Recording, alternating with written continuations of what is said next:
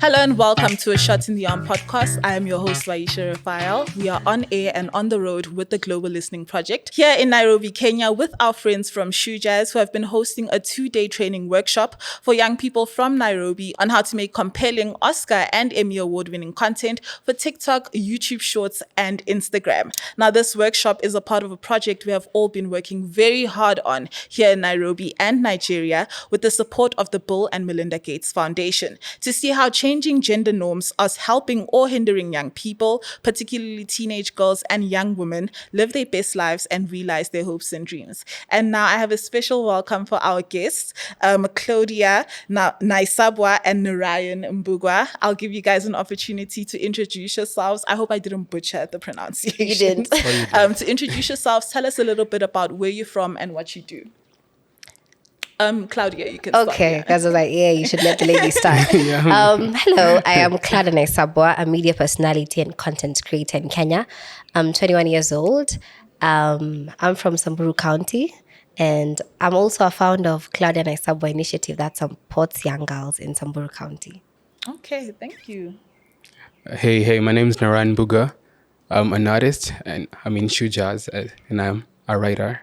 Okay, since we are all young people, and I suppose people would say that we are the first generation of young adults to come out of the COVID-19 lockdown. I know we all have like flashbacks from what a time it was. But can you tell me how that has affected your hopes and dreams? And we can start with you. I mean, what COVID did really is just really show us that you can never really know what's coming. And it forced everybody to go back to a space where they needed to sort of reinvent themselves with the lockdowns. You had so much time on your hands. So that really gave me personally a lot of time to go inside and discover things that I could do, that I could take advantage of that I wasn't doing before. And now coming out of it, I'm really glad we no longer have the lockdowns, because now you get to understand what freedom really is. When you have to be in the house by 7 p.m. And normally maybe that's when you're going out to look for dinner. I think you value freedom more, and you value the things that you had that you were taking for granted. And also now for me, I saw opportunities I wasn't taking advantage of, and I want to do that more now that there's freedom to move around, associate. Yeah. So it really made you actually appreciate and see freedom in a different light. Because I know us as the youth have like a different opinion of what freedom is compared to our parents' generation. Yeah. But when we're on lockdown, we're like, we're locked in for real. You can go ahead, Claudia. As for me, I think during the COVID period, actually, so much happened in my life. And this whole time, I was actually in Samburu for like 5 months because my mom was really scared of us getting corona. She's like, Nairobi's not safe, so let me take you to the village. And I was in the village for 5 months. I had time to think about a lot of things, the decisions I was going to make in my life. And then during that time, I also got to fix relationships with family, with friends. I got to a place where I understood Claudia more. I knew what she wanted. So when TikTok started, and guys were big on social media and they were posting videos on TikTok, that's actually where I blew up first. So for me, COVID really did a lot for my personal growth and also for my career. So that time, and now that we're done with the whole COVID thing, thank you, Jesus. And it's post-COVID, I can say the lessons that I learned and the things that I went through during that time has made me a better person. Yeah, I'm glad to hear that. I mean, all I did was sleep. But thanks, guys. You inspired me. That's it. So, Narayan, you were particularly, because you're part of the Shujaaz team, right? Yeah. And we've been doing these content creation workshops over the past 2 days. What has your experience been, especially being a part of the team and also interacting with these young people, giving them the skills, empowering them, and also having certain conversations with them? How has that experience been for you? Ideally, you want these people to be content creators. So you're thinking about what are some of the conversations we need to have to trigger that inspiration in them. So it's been amazing. It's been amazing, especially when I met them, because there's a pre-planning before you meet them, and then you're wondering, because there's a lot of anxiety. You're like, who is it gonna be? What are their interests? But now when you meet them, and it's people who are really just looking to do something with what they have. So I got to see a lot of potential. It's interesting to see the reception of everything that we were putting together, and they were really interested, and even follow up questions. Because now you see they really want to be content creators, and they really want to have a voice, and all of them sort of have identified something they want to talk about. Like I was talking to Carlos, who is part of a community-based organization, and they're volunteers, and he wants to do that, but with a content creator lens. So they already know what they want, and they already know where they want to go. They just needed a little push or like a boost in confidence, and I believe they got that. And the feedback we got today was really inspiring for us who organize everything, because it means they actually got the inspiration we needed for them to get, and that's so awesome. Especially today, seeing them with the parting shots, them really being really grateful, that for me felt like success, given all the planning that's gone into it.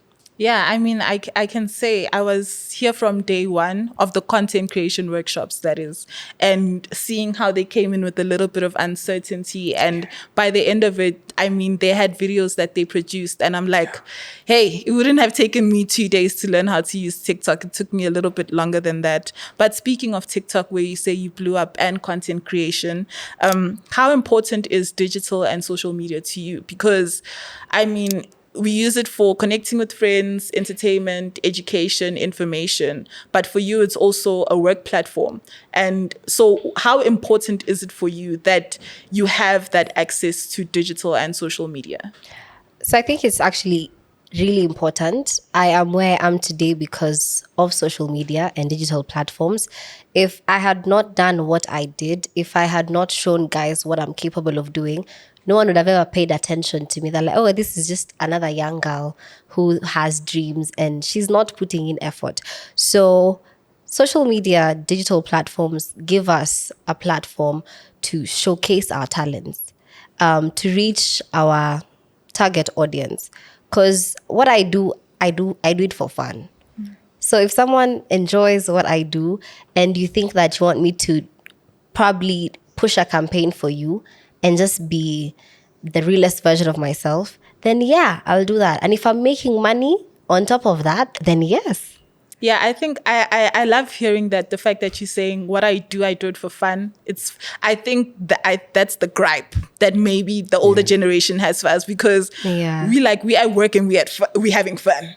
And for them, like, work is supposed to be this thing where it's like, oh, 9 to 5, I'm so sad, depressed. But for us, it's TikTok scrolling all day, Instagram scrolling, watching videos, doing what we enjoy. And there's still purpose behind that. And I also want to hear from you, Narayan. How important is social and digital media to you? So I'm just going to go back to the people I was talking to. And some of the boys raised concerns about there not being enough sort of a messaging for young men on things like mental health they're really struggling with. And they were looking for like a counselor who could come into a room and help them. But then I was having a convo with them, and we were thinking about how can we create stories and have them shared on digital spaces where they can reach more people and where they can have more impact, and because we can create these digital communities and get to serve the needs that we feel we are not getting from the other things. So I feel like in terms of impact, it's really important, especially now. You can't connect with so many people at a personal level one-on-one. But then using digital, then even for an artist, you can connect with so many people, and you can have conversations that are deep and meaningful. And for me, that's what I think makes social media and the digital space so important. The fact that you can have scale in terms of the conversations you're having. I like that, the fact that, you mentioned that, some of the participants that you were speaking to and helping, that they said there's not really a space for young men's mental health on social media, and there really isn't. And if you make that kind of content, it's a community that you're definitely a starting need, and a platform that you're creating. And that brings me to a might be controversial topic that was brought up kind of to be a conversation starter and a little bit of inspiration for our participants on maybe the kind of content that they would like to make. As much as it's fun, I mean, there can also be some meaningful stuff to it as well. Yeah. So the statement went, and it was just on the board written there. Okay. Men are the providers. Now, I have my own opinions on that, but I want to know what you guys think about that particular statement. And I can see you smiling, so I know you have something to say. So you can go ahead and tell me what you think about that particular statement. Men are the providers in the 21st century. Yeah, they are the providers. I think we all have roles to play in life. And I'm not going to say a man should be the only one providing. If your partner can help out, then yeah. If one time it's the lady who has and the man doesn't, that role will be assigned to the lady. So it's not really a gender thing. It's if you're able to, then do it. And let me speak for myself. No, speak for My yourself. own opinion. I don't want someone who's a provider as a lady.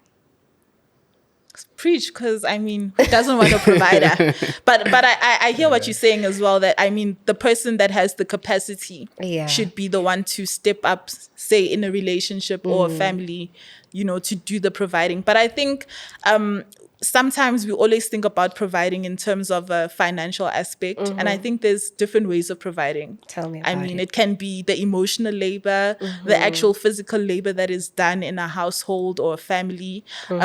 But I want to know from you, before we dive deeper into that, what do you think of that, especially as a man? I mean, we're here telling you, put the card. Yeah.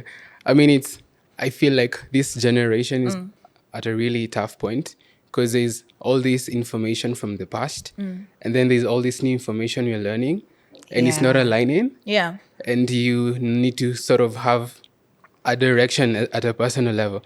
But so given that question this day, it's not right to say men are the providers.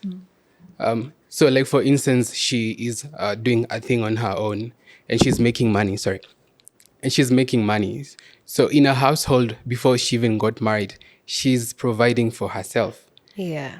And I don't think that's dropped when she's in a relationship, because I don't think the man then assumes all your But you responsibilities. just do it in a different capacity. But you still are providing. So it's not right to say men are the providers then, because you're also providing. True. I think it's the label, as you said, because this is how we look at providing then. Because then if it's giving money for food, because that's what we think providing is. But even that, women are doing. So I don't think there's a particular person responsible. I just think, because now there's many factors. If they're like jobless, or there's so many variables, but I think there's no label as to this is a provider, and it's purely supposed to be contextual. Yeah. Okay, I'll take that. And I mean, obviously, I've been saying that I've been part of the workshops, observing a little bit, participating a little bit where I could. But when we asked this question, the sentiment kind of was a little bit that, hey, this statement is speaking facts. But there was also a lot on what you said, that both on social media and in real life, there isn't a space for men and young men to be vulnerable about mental health, about their struggles. Yeah. And I can't say what the word on the street is, but it's like, how do those two things play hand in hand? I mean, we're saying that there's no space for men to be vulnerable, but we are being very strong about the fact that men should be the providers, or that men are the providers. And doesn't that have an impact? And I don't know, what can we do about it? What is the conversation, or what can be said, you know, to be like, okay, well, here's the balance, or here's how we alleviate the pressure from one side to another. You can go ahead. Because there's a lot of burden on the guy, on the man. because there's what you're being told. Because it's so confusing even for the boy then, because girls have been empowered and girls want to be, they should be treated equally to men, right? And then you're being told, but you're the head, but then she is now equal to you. So it's so confusing then, because now society expects you to be something that you're not fully sure how to be. So how do you deal with someone who is because ideally it's so confusing. That's the point I want to pass across. It's so confusing when the expectations of the society do not sort of align with your reality. And so you're supposed to be strong, you're supposed to be financially fit, you're supposed to provide. But then sometimes even your context, even your circumstances doesn't allow for you to do that. So you start to question your manhood, you question your identity, your value. So it's so confusing because so many expectations, but then there's no room for dialogue.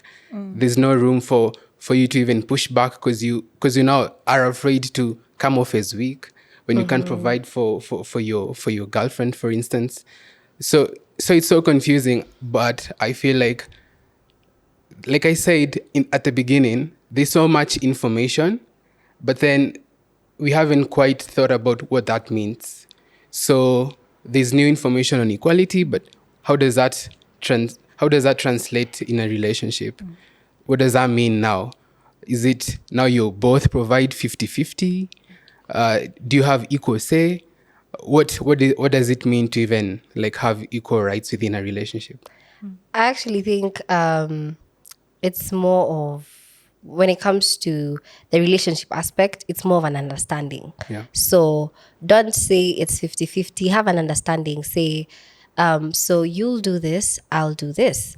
And when you can't do this, I'll be able to do this. So also, I think saying a man should not be vulnerable is really toxic.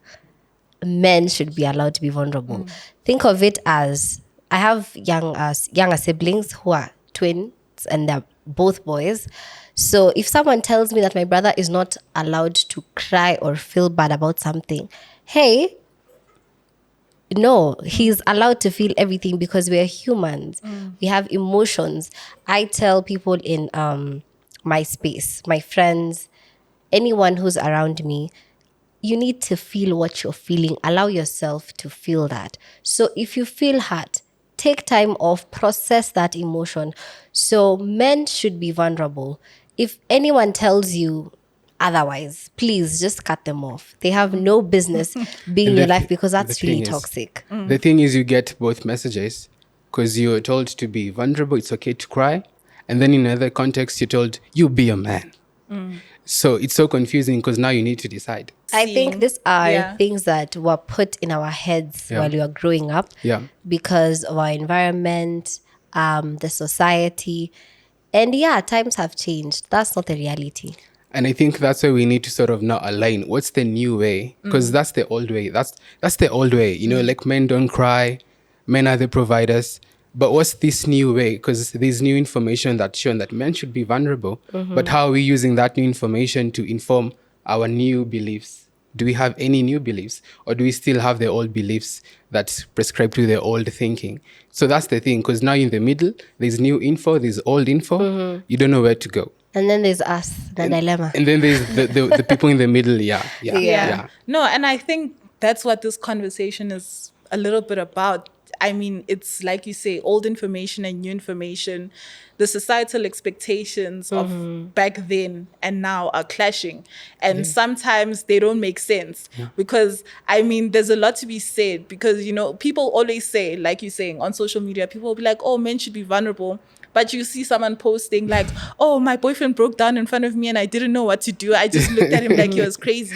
And it's like, are you really even allowing him to be vulnerable in that space? So, no, you guys are totally right. And I can't say for sure that anyone watching this will get the answer, but I think it will start a conversation in their heads. And I think we should all do this from a personal point.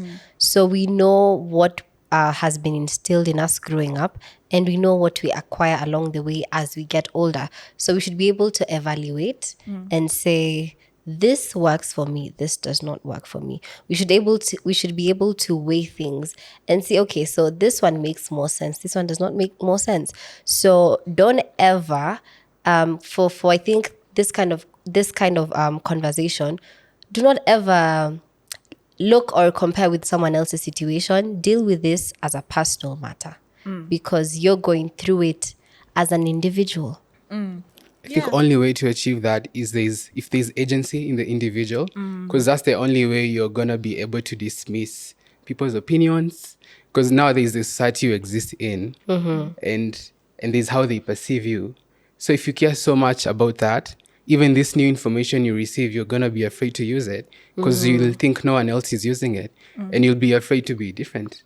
Yeah. So you need to be confident that you're right and that this is what you feel is right. And because unless you're confident in that, you're still gonna be listening to everybody and doing what everybody wants you to do.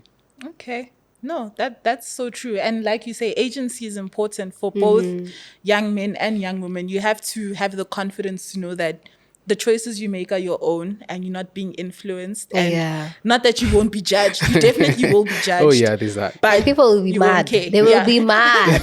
Yeah. No, people get especially mad when you're doing something for yourself. And they know that it's for yourself because all of a sudden it's not for their viewing pleasure. Your life is not for their viewing pleasure. It's just for your personal enjoyment. Like, I made this decision. I mean, shed a tear, guys. It will keep a lot of things, let the emotion out. So I want to know from you, Narayan, the workshop training. What was the process like for you? I mean, going through day 1, day 2, starting from scratch and at the end, obviously them having the assignment, but before you gave them the assignment, they had that preliminary test of content. What was that process like for you guys as the Shujaaz team? I guess we're really excited because we as Shujaaz are storytellers, and what this workshop meant was we are armoring other storytellers to be better storytellers. And then, because ideally when you have this, because we believe in young people, so that's young people who have now become better storytellers as a result of the workshop. So that in itself is a really proud moment. But most of the pride is in seeing them and in seeing that transformation within just 2 days. So seeing someone come in so green with just the interest, no skills whatsoever, and then seeing them leave just enough to give them confidence to get started. That for me was the biggest boost in confidence that this was really a good thing. It's nice to hear that. I especially just like the fact, like we said, they came in here not really knowing what was going on, but when they left, they knew that, okay. And I think there's a competition as well. Like, you gamified it. Yeah, you gamified it, and that's gonna make it interesting. I mean, it's not like homework. It's like, because the challenge for them is to go out there and create content. We give them just the basics, guidelines, and we had very interactive sessions. They asked questions. So there's a lot of feedback we gave them in terms of how they can better shoot, better edit. And so we gamified it so that the one with the best TikTok, because it was TikTok, the one with the best TikTok video in terms of engagement gets a prize. So this just sort of to fuel the fire and give them just a boost in morale and just the energy. But they're really enthusiastic about it. And they were even asking if they can start immediately. Yeah. But then you're like, you have 3 weeks to do it. So you pace yourself. Yeah. No, I like that. And I want to hear from you, Claudia, because like you say, you got your start on TikTok. And this workshop was mainly about TikTok. I mean, you can always take your content onto different platforms. But on the topic of TikTok, what advice maybe, if our participants watch this, or any young person who is feeling a little bit apprehensive about creating content or sharing their story on social media, you being someone that blew up and just started on your own, what advice would you give to help them get started or find the motivation or inspiration? So first of all, do what makes you happy. And by that, I mean, do whatever makes you happy. So if you like dancing, if you like singing, just do it. I think people enjoy what you do if you enjoy it first. if they find you, if you look like you're forcing issues, people won't really pay attention to you. They'll think, okay, you're too much, you need to calm down. But if they see you're enjoying what you're doing and you love what you're doing, they'll also love what you are doing because they'll see the passion in it, right? 2 is be consistent. Yeah, and be consistent and do it for you. Don't do it for people. Once you start doing it for people, you've lost the plot. So be consistent and do it for you. And 3, you just need to be very confident for you to start something. So gather up that confidence because you really need it. You'll get a lot of negative comments. You'll get positive comments. You'll get comments of people who are trying to understand, okay, so what are you doing? Here? Yeah. What exactly are you doing? Yeah. And no one really understands what you're doing. And no one sees your vision. You're the only one who sees it. Everyone has their own personal journey. So if you are into content creation, take those 3 things and run with it. Yeah. And I like what you say, do what you find fun. I can't dance. I can't sing. So ASMR it is for me. what you find fun, okay? So I like that. And, on the topic of social media, we are about to reach a little bit towards the end. I want people who are watching, I know you said you're not active, but I think you can gain some followers, okay? You're trying to build your social media profile. Yeah, I'm going to take that. Yeah, please shout out your social media so people know where to find you. And maybe also learn a little bit more about Shujaaz. So you can also shout out Shujaaz. And and then you'll shout out your media as well, Claudia. So you guys can go ahead. You can go, Narayan. Okay. My name is Narayan Mbugua. That's my handle on Instagram.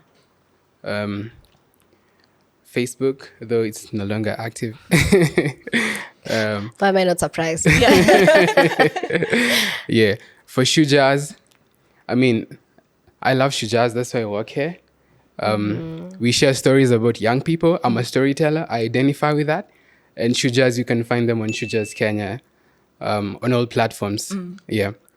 No, I follow Shujaaz Kenya and they have very interesting content, even though I have to improve my Swahili, but very interesting content nonetheless. And then give them a shout out. We need to make sure we get to 1 million.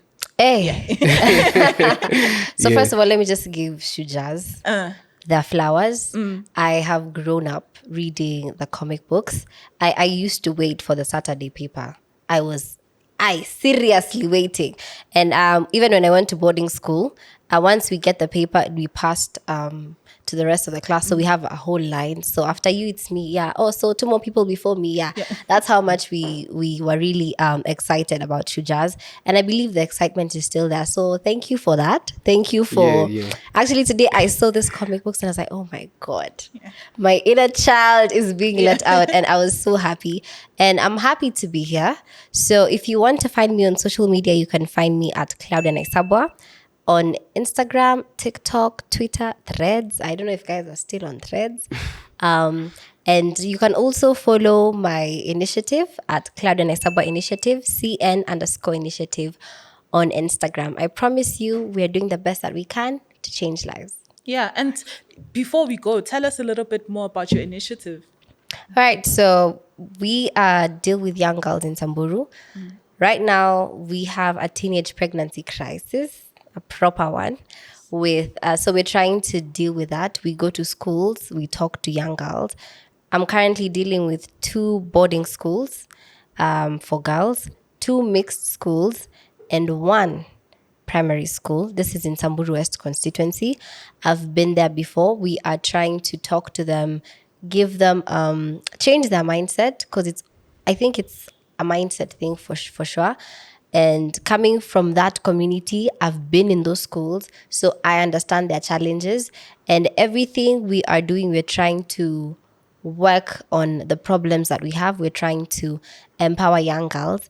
And hopefully we'll get sponsorships along the way that will help us. Because in the long run, I want to build boarding schools for girls, because girls are exposed to so much, especially girls who go to day schools. They are exposed to a lot.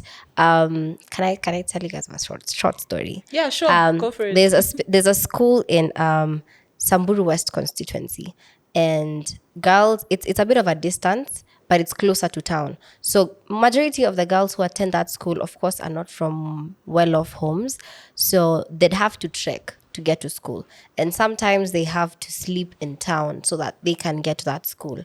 And up until I think a few months ago, they didn't have a dormitory. So we are hoping, and you see, if that dormitory is there, then it reduces a lot. You're reducing the risks of just pregnancy, because you'll find a small girl in town at night, and the dangers are crazy, and we don't want to expose them to that. So that's what we're trying to work on. We also deal with young moms who have dropped out of school. I've done my reports, I've done my research. So slowly we are helping girls become better. We say we are our sister's keeper. So anytime we go to these schools, we tell these girls to be responsible for each other, because you might not share with your family, you might not share with your male friends, your uncles, your cousins, your mom, but you can share with a close girlfriend, right? We know what we talk about. Exactly. Yeah, so we're just basically pushing for girls to get out there, make something of themselves, and just break out. No, I like that. I mean, I am my sister's keeper. I don't have any biological sisters, but I am my sister's keeper. And I think we should take that with us. I mean, we've had a lovely conversation about content creation, mental health, whether men are the providers or not, we still don't know. Okay. But I'd like to say thank you to my guests, because you guys have just been wonderful and open. And that is what I wanted for this podcast. Thank you to Shujaaz and the team. Thank you to Giraffe and the Kenya production. You guys have been great and amazing. And also thank you to our executive director, Eric Espera from Newsdoc Media, and our producer, Ben Plumley. Finally, a big thanks to you who are watching and listening. As always, please don't forget to subscribe and give us 5 stars. That's been me, Y-Isha Raphael, your host, signing out for the Global Listening Project here in Nairobi, Kenya.